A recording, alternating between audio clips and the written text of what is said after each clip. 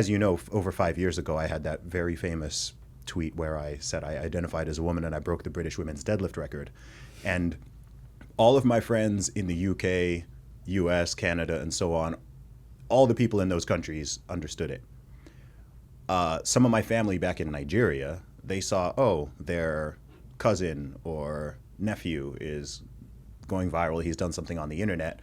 And if I tried to explain it to them, they're just like, what do you mean?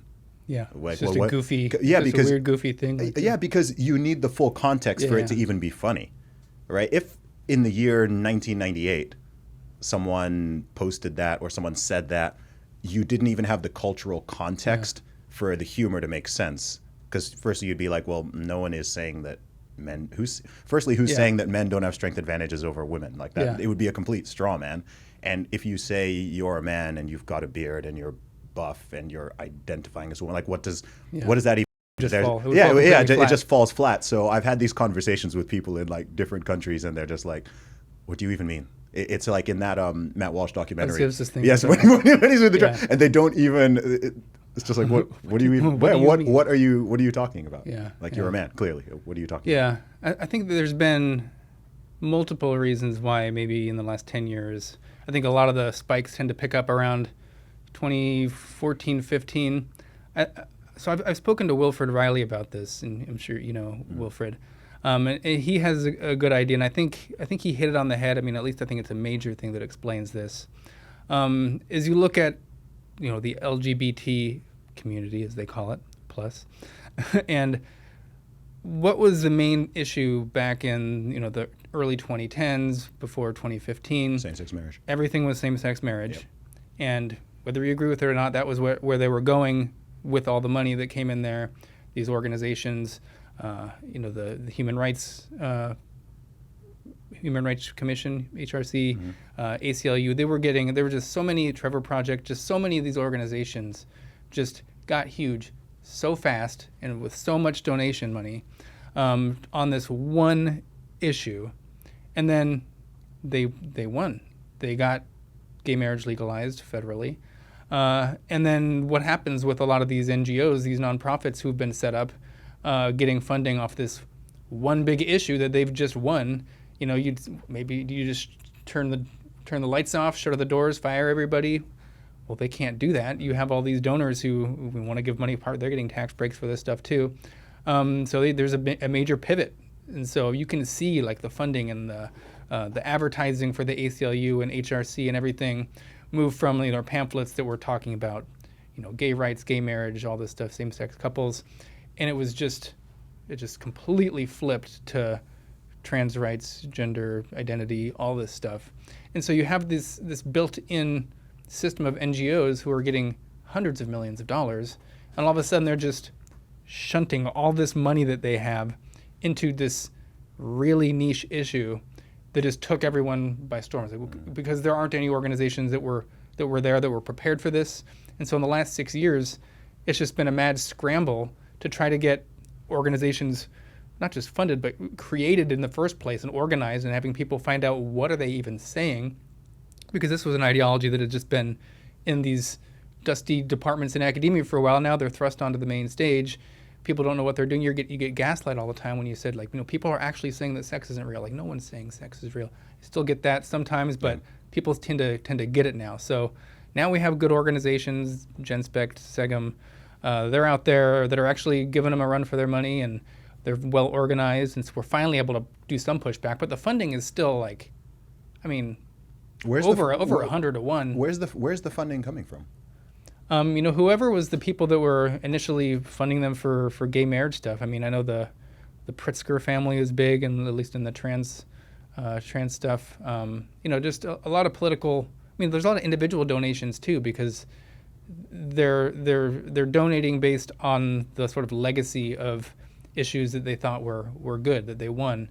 Like people who donated to gay marriage, they have a very positive view of places like the ACLU and HRC, and so they just feel comfortable writing them more checks down the road. It's more like they're donating to the organization than the cause, maybe? Yeah, well, and they think the cause must be righteous because this organization, in their view, was on the right side of history for all these issues, and they're trying to do the same playbook too by criticizing people like me who are coming from the left, who are supportive of gay marriage and that type of stuff. They're trying to say that I'm actually this far right crazy person. Welcome to the party, they call bro. me Christian nationalist. I was like, Welcome. I'm not even a Christian yet. Welcome. So I get thrust over with this group just because I'm saying basic biological facts. Yeah. And now they have to paint me the same way that they would paint, the opposition to gay marriage, even though these are completely different things. And there's plenty of people who, you see the organization like Gays Against Groomers, who are like, this is a gay organization where they're saying, we want to be separate from this because being gay isn't an ideology. We're just, we're just attracted to people of the same sex, whereas the whole gender stuff, it requires believing things that are pseudoscientific or plainly just aren't true. So yeah, these are completely different issues. Yeah, well, I think an issue that exists, I don't like using, I generally avoid using the terms the left and the right just because I think it plays into the division and it's a bit too broad. It could kind of split society down just two directions. Yeah. Especially when people who are moderate left or moderate right tend to actually be closer in belief than people who are further on the fringes. You have that type of horseshoe theory. But I think that one thing that definitely is a function of the left and liberalism, of course, is that boundaries are much more blurry and fuzzy and disliked in general. So conservatives are all about boundaries in everything, like politically, socially, culturally. Like the more conservative you are, the more of a fan of boundaries you are and the more rigid they are. And I think that any sane person would agree, yeah, we need some boundaries, but we also need to be able to question them, remove them if they're not good ones. Certain times things will be blurry. We need to be able to accommodate exceptions in certain cases and so on. I think that's kind of a fairly obvious thing to anyone who is reasonable. You don't even need to be politically charged to know that. You just need to be a functioning adult. And I think that with this one, they've just sort of massively jumped the shark.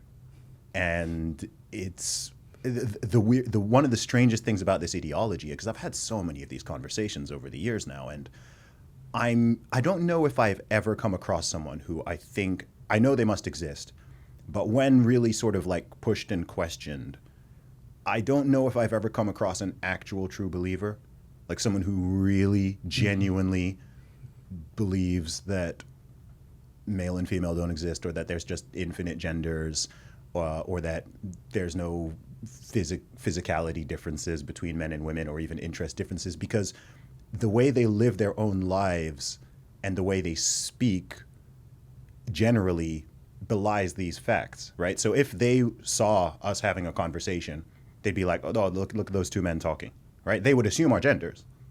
They wouldn't be like, oh, wait, we can't say that those are men. We need to find out their pronouns and so on. So they say all of this stuff, but then in the real world, they don't abide by it. They'd be like, oh yeah, that woman over there. Oh, that man. Oh, go talk to that man.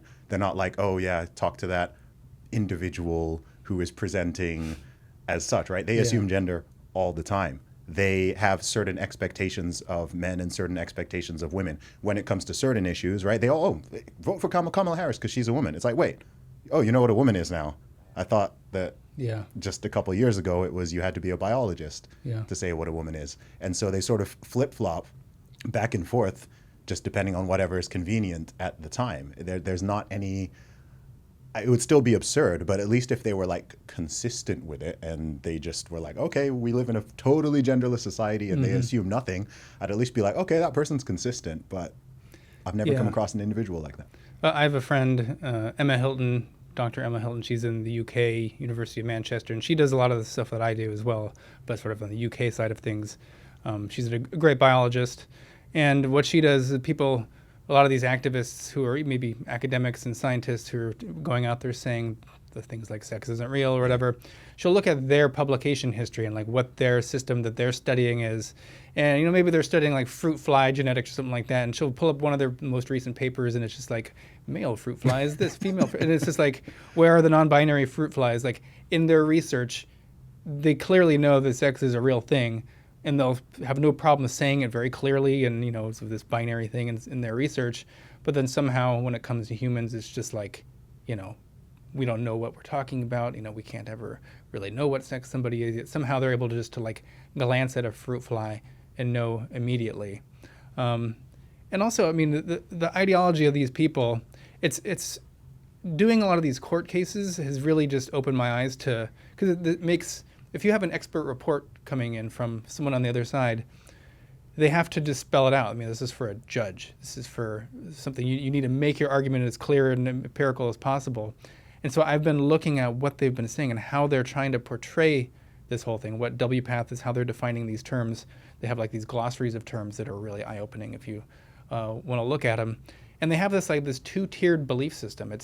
We have something called the gender binary, which is distinct from the sex binary. And the gender binary is just these the social norms and expectations that society sort of pressures individuals into based on their perceived sex. So you have that, just think of like paragons of pure masculinity and femininity. And then they want to say that there's also, well, the sex binary. Now, I would say that has to do with like the gametes you produce, but they would say that this is, there's actually no real binary of sex. You just have based on your primary and secondary sexual characteristics, you can sort of be statistically more male and more female. And they would say that your gender identity has to do with where you would sort of place yourself mentally on this spectrum of masculinity and femininity. And then your sex is a statistical, basis of where you might place yourself on a scale of kind of having mostly masculine looking anatomy and genetics and hormones versus the other. And it's a completely crazy way to look at things. And it's also used as the justification for sort of this pediatric gender affirming care, because they're trying to say, oh, there's this little boy, he was assigned male at birth, but oh, look, he's playing with dolls. That means his gender identity is, not all on the male side, it's more on the female side. And then so they would then classify this kid as having a mismatch between their gender identity and their sex assigned at birth. And then that's how WPATH defines what being trans is. So now this kid is trans and there's a mismatch, even though this is just a sex non-conforming boy, like leave him alone. And this puts people down this pathway of, well, one, there's something wrong with you. You have a mismatch that's just internal to you. But then because sex is this constellation, this statistical thing of various body parts, well, we can change those body parts with hormones and surgeries, and we can actually move you along the sex spectrum so that your physical sex matches where your gender identity is. That's the craziest. That is what they're arguing in the courts. This is what WPATH is doing. This is what the ACLU does when they're trying to cross-examine me in here. And so, I mean, most people don't realize like the weird nuance of that, but the pseudoscience of sex is being used.